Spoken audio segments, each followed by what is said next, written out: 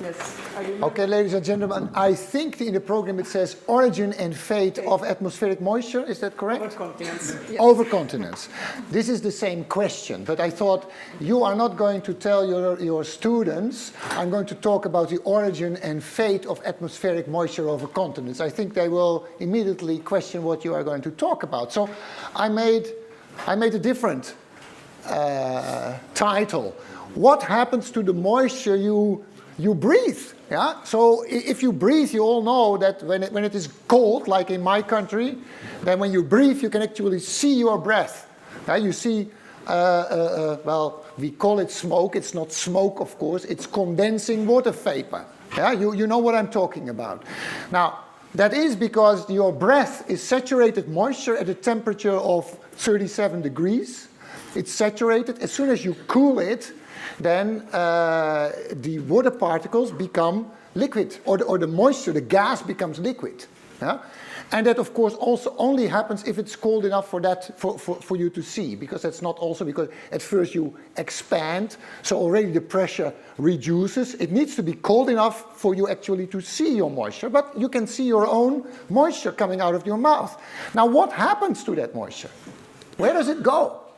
That's the question. You are probably also telling your students that the rain comes from the sky and that it probably comes from the clouds.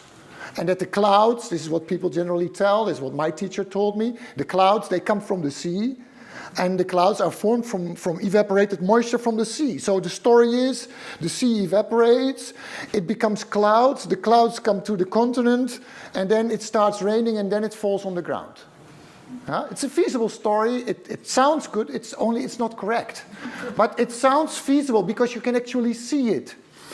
Leonardo da Vinci, he was wondering about this. When is it a blue sky and when is it a white sky? And Leonardo da Vinci already thought it. Yeah, let me put it the other way around. Does the blue sky have moisture in it, or is it only the white sky that has moisture in it?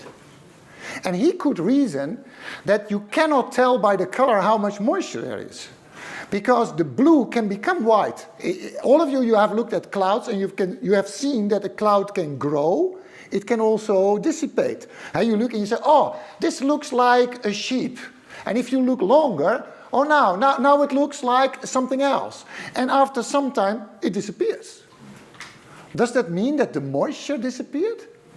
No, it became gas again, it evaporated. So blue sky is transparent because all the moisture has become gas, and white sky is that there are little droplets of air, of moisture in the air. But the quantity of moisture is the same. Yeah? So it's not that clouds contain more moisture than the blue sky. It's the same, it's just colder, and hence it has condensed. Yeah? Good. So, first of all, when I breathe out, I'm breathing out moisture. You don't see it, but it is there. And if these were windows that are cold, like in winter, then after some time sitting here, you would get droplets on the... You all know that from your school, that when the kids enter, you can clearly look outside, and after some time it all becomes... And then you say, let's open a window because... Yeah? And that is because once the kids are inside, they start evaporating moisture, and that condenses on the windows. It's the cooling that condenses, but it doesn't mean that there's no moisture in the sky. Okay, so first that. Now you're breathing moisture into the sky. What's happening to it? Will it come back on Earth? Will it remain in the sky? What will happen? What do you guess? Will your breath come back as rainfall? Is that... Yeah, why not? I mean, you put moisture in the atmosphere, raining comes from the atmosphere, so most probably if you breathe out moisture, there will be some of your breath will be in the rainfall. Yes? If all Chinese would breathe, for example, that would be possible. Now, here you touch already on a very important point. The rain that the Chinese get. China is there, I've more or less... where was the pointer again?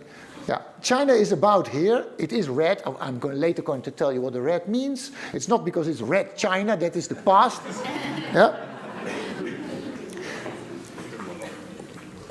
Where do the Chinese get their rain from? Do they get it from the ocean here? Do they get it from their own breath? Let's raise some hands. Yeah? I give you 3 options. The rain in China, the rain in China is caused by the sea here.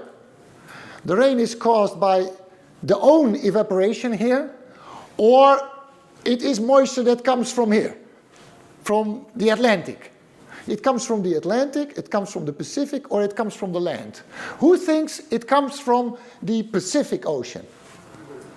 Only one. I'm going to count. There is no abstention. You cannot abstain. Who thinks it comes from the continent? Who thinks it comes from the Atlantic? Who rethought and says it is from the Pacific? Who doesn't know? Who has no clue? Okay. I'm not going to give away, but let's say 30% thinks it's from here, 30% thinks it's from here, and 30% thinks it's from here, more or less. After my talk, you will give other replies, I'm sure. Okay, so first is the question. I do not know the sequence, so I peek. You probably also do that, or you prepare your lessons better than me. Another question. How much moisture can the atmosphere contain? So let's just make, no, not a guess, let's make a thought experiment. If you could condense the entire atmosphere, yeah, you would get condensed water, yeah? You would get condensed CO2 and condensed nitrogen and condensed oxygen. How many millimeters of water would you get if you take the complete air column? You would condense it, then how much water would you get? Is it a matter of meters, of centimeters, or millimeters? Kilometers. Who thinks, okay, meters, decimeters, centimeters, millimeters. Kilometers. Kilometers, okay. I've already given away it's not kilometers. Who thinks it's meters? Who thinks it's decimeters? Who thinks it's centimeters? Who thinks it's millimeters? You see, it's also equally spread, meaning you have no clue, which is logical. Which is logical because people don't have a clue about this. I'll show you how it is. This is a picture that I ripped from the internet. It shows you how many millimeters are in the atmosphere. If you look here, close to the equator, it is reddish. That means 60 millimeters.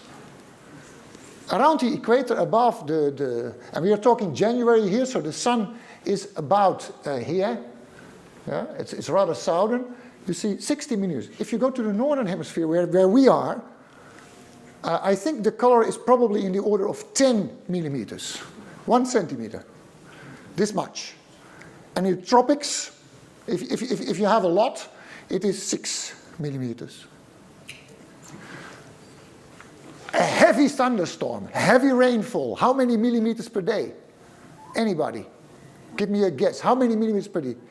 Heavy rainfall. 10, 20, 100 millimeters a day. This is really big. 100 millimeters a day can happen. It's extreme. 100 millimeters a day. Imagine in the tropics, it would be more or less double the amount that is there. And in our latitude, it means that it is 10 times more than that's in there. So it means that moisture has to come from the sides into this cloud. So it is, this cloud is like a vacuum cleaner that sucks moisture from around and then pumps it around and drops it. That's how thunderstorms work. They vacuum clean moisture from around and then they drop it. Yeah? This is the only way, otherwise you can't get that much. Yeah? Good. Now this is January. In July, of course, it shifts. I will shift up and back, you see. This goes with the sun. But now if you look in Europe in the summer, then you see above our North Sea and the Bay of Biscay here, you see you get more. So in our summer, there is something like 40 to sometimes 40 to 50 millimeters. Then we have more. It's of course also because the Gulf Stream is warm, and if you have warm water, you can get more moisture into the atmosphere.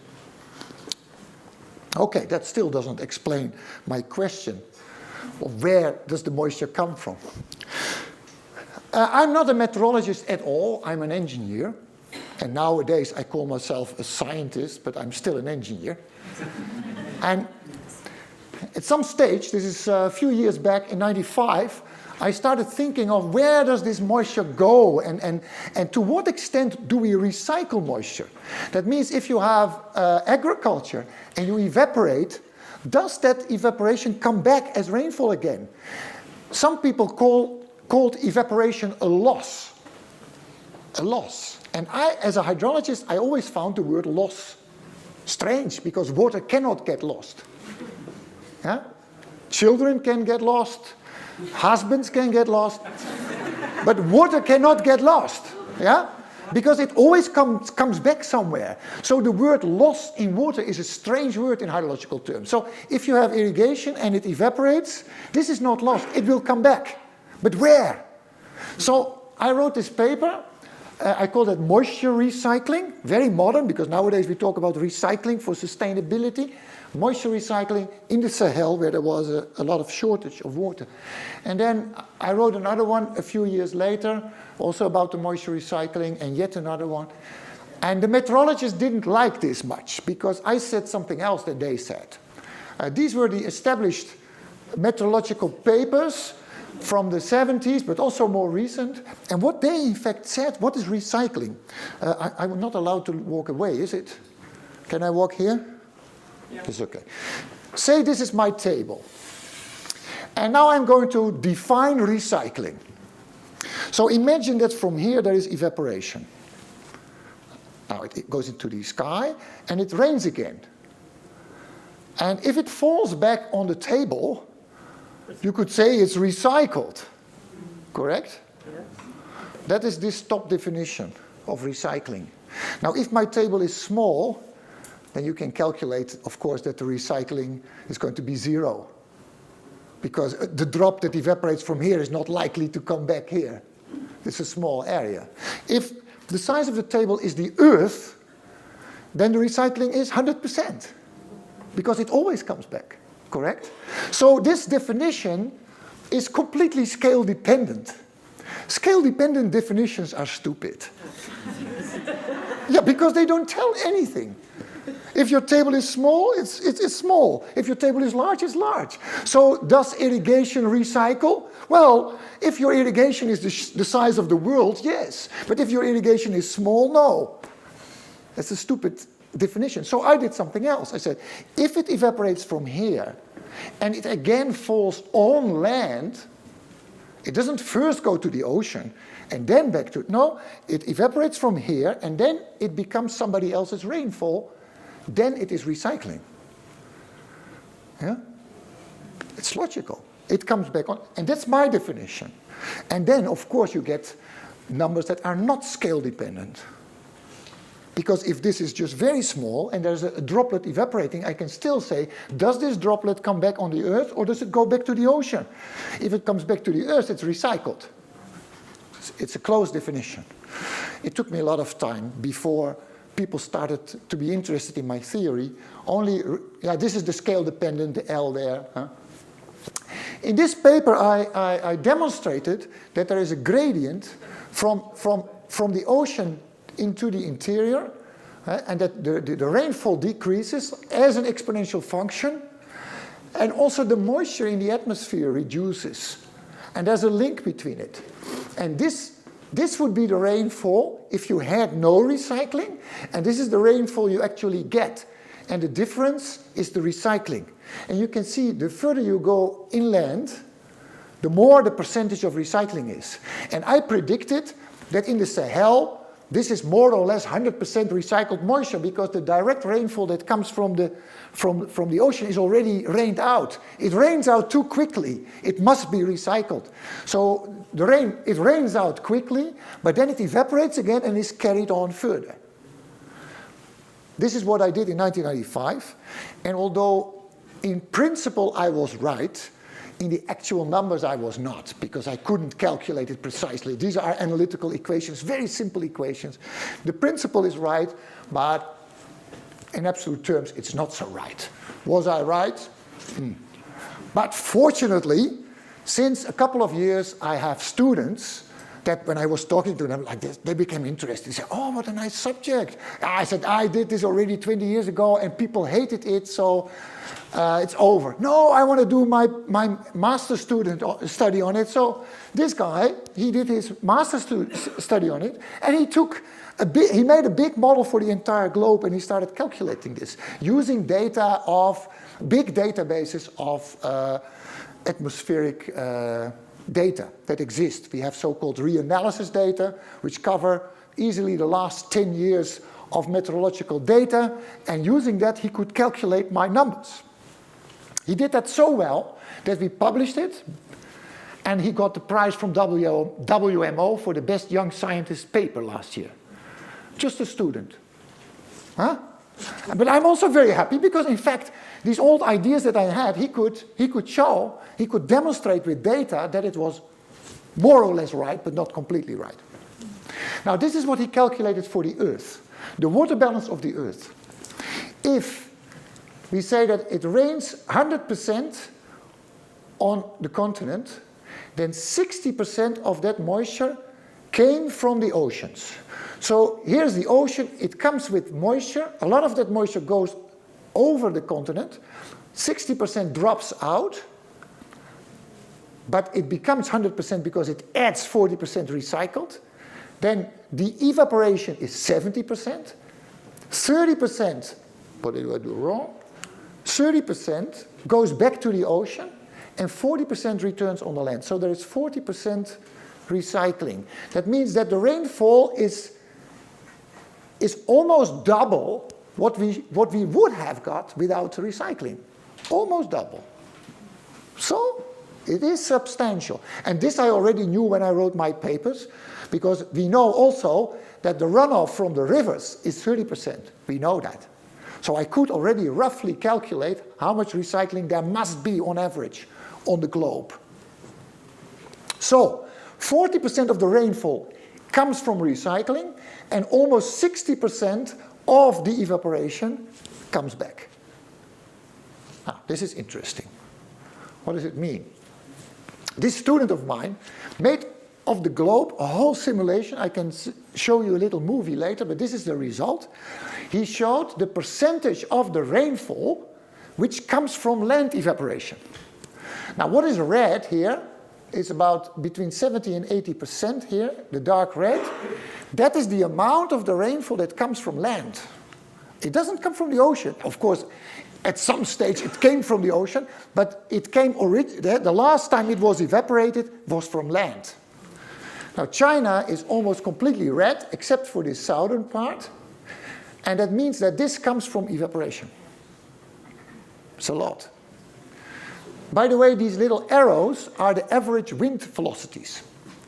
So you can see, if you look, this is very, very nice. When you are in the northern hemisphere, where quick. When you are in the northern hemisphere, the direction of the velocity of the wind is from the east to the west. When you are on the equator, it is from, I say it the wrong way around. It is from, I always do that. That's because I'm looking like this, whereas you are, it's from the west to the east. So we have wind that comes from the west. We know that. If you are at the equator, the wind comes from the east. And when you are on the southern hemisphere, it's again from the west to the east, but there is hardly any land there. So it goes in a straight line. This is why the early explorers could so easily wreck their ships on Australia. It was very easy to wreck it or to hit Tasmania or New Zealand, because you are there before you know it. But this also shows that the moisture goes in this direction. Now look at the United States. The blue one here means it comes from the ocean. Logical. And then here gradually it becomes yellow. That means already here in northern Canada, 50% of the rainfall is recycled, which then comes, of course, from this part. And in Europe, where we are, my teacher was right, fortunately, because I'm from the Netherlands. What she said was true. The rain comes from the sea. That's true in the Netherlands, but it's not true in China. In China, this red comes from Europe. So when we exhale here, we help the Chinese. Yeah? With rainfall, and they need it. And when you are at the equator, it's the other way around. You see that this part of Africa is blue. That means this gets moisture only from the ocean. But the Sahel, the dry part of Africa, gets it from land. And it gets it from within Africa.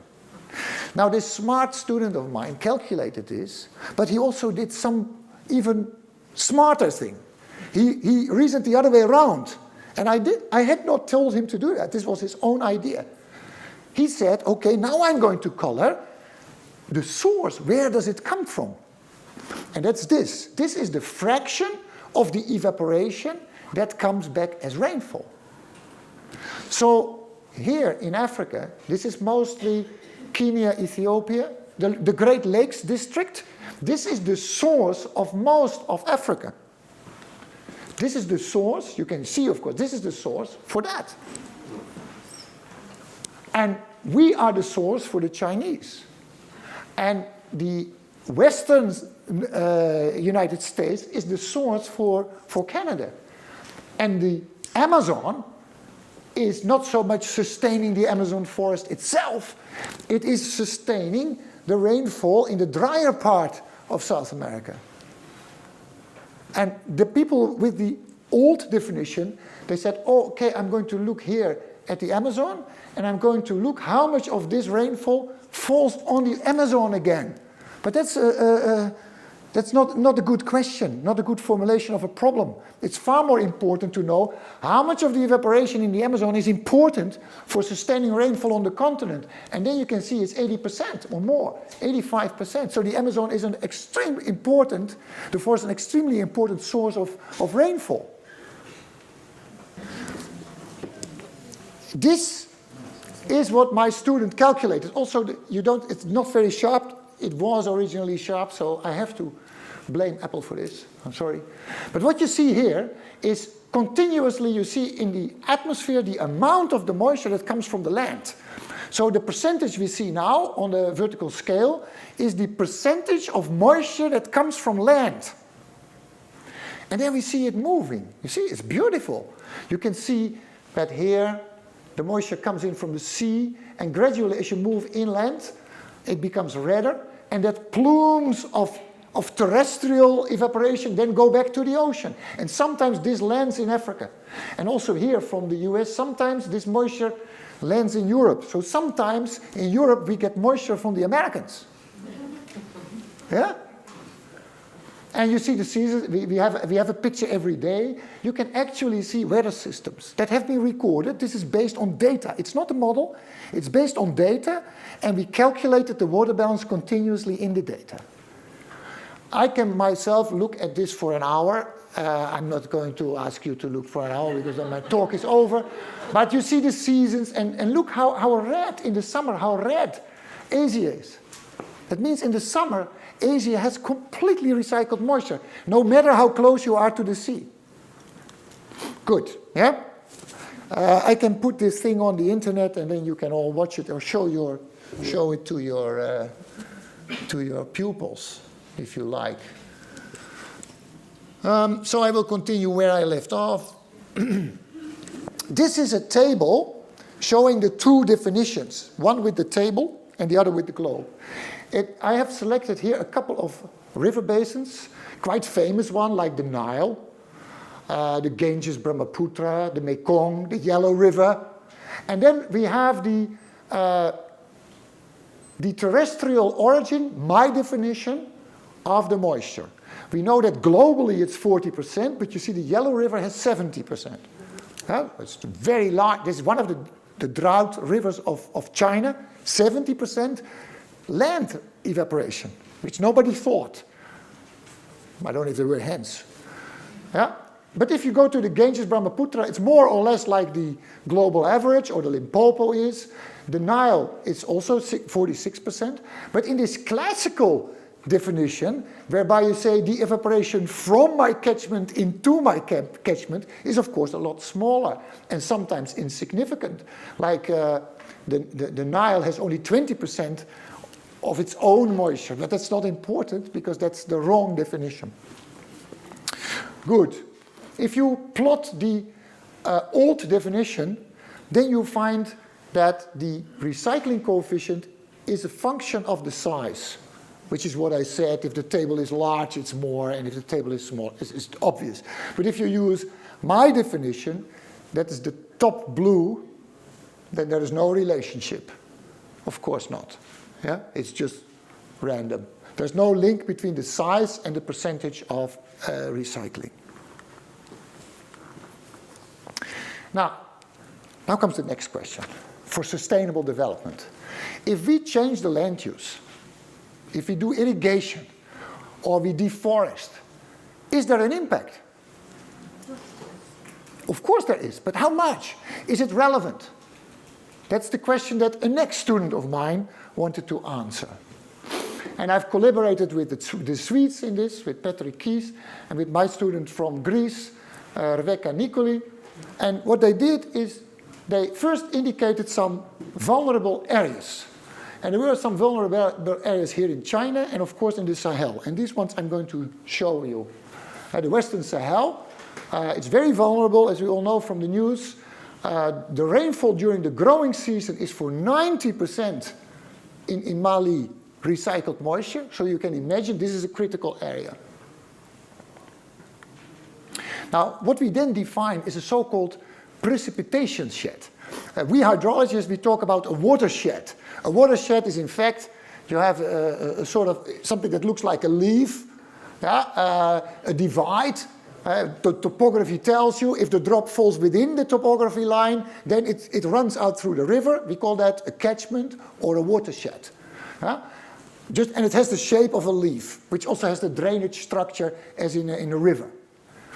But in the atmosphere, you can also say there are watersheds because my rainfall comes from certain parts in the atmosphere. We call that a precipitation shed. Only a precipitation shed, you cannot make a fixed boundary. It depends on the percentage. I can say I want to define the precipitation shed from which, for instance, 80% of my moisture comes. Or 70%. 100% is the globe. So 100% is useless, but you can say 80% or whatever. Now that's what we defined, and then I'm going to show them to you for northern China and the western Sahel. This is the precipitation shed for a dry part in China. And this is in percentage, and this is in, it's all in percentage. Cumulative precipitation in the sink region evaporated from the source region. So 100% is the entire globe. You see 80% is the light blue. The 80% comes from here. It's quite large, but if you just look at the 30%, you have the dark red, which is all in the continent. You see it's mostly continent. The other one is, let me say it correctly, the fraction of the evaporation in the source region contributing to the sink region. So this is purely, yeah, I said it correctly the first time. This is in absolute term. This says millimeters over the growing season, and this is in percentage. Now in percentage, some parts that are deserts, they can have a high percentage, but it doesn't evaporate much, so it doesn't count. So this one is more, gives you more information. This is for the Sahel, and you can see that the Sahel actually gets moisture from the Mediterranean Sea and also from Northern Europe, but for a large extent from the Sahel itself. Now this is what my student Rebecca Nicoli made. And if it works fine, this is a movie. Yeah.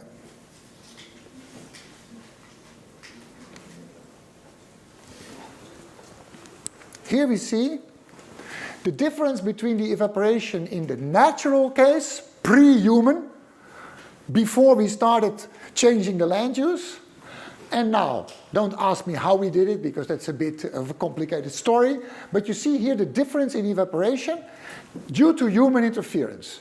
Now, if it is green or blue, it means that you have less evaporation. If you have, more, sorry. Green or blue is more evaporation, and red is less evaporation. Now, the most astonishing thing is India. You can see in India that sometimes here in March and February there is heavy irrigation, so there is much more evaporation in India due to the irrigation. The other part is deforestation, and deforestation leads to less evaporation. Yellow, mostly yellow, or red, as you see here. This is one thing. How much more or less evaporation is there? But more interesting is this one.